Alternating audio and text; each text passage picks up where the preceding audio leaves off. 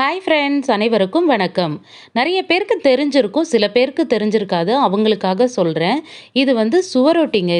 இது ரொம்ப ரொம்ப நல்லது. ஹீமோகுளோபின் ரத்த சோகையாக இருக்கிறவங்களுக்குலாம் இது ரொம்ப நல்லது. ஈரல், சுவரொட்டி இதெல்லாம் கறி வாங்கும்போது சேர்த்து கேட்டு வாங்கிக்கோங்க.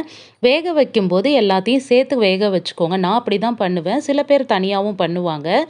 மஞ்சத்தூள், ஹாஃப் உப்பு, அப்புறம் இஞ்சி பூண்டு போட்டு வேக வச்சுடுங்க. அதே மாதிரி அந்த சுவரொட்டியை வேக வச்சதுக்கு அப்புறமா கட் பண்ணுங்கள். ஃபஸ்ட்டே கட் பண்ணிவிட்டு வேக வச்சிங்க அப்படின்னா அதில் நிறையா சத்து இறங்கிடும். வாஷ் பண்ணுறதும் அதே மாதிரி வாஷ் பண்ணதுக்கு அப்புறமா கட் பண்ணுங்கள்.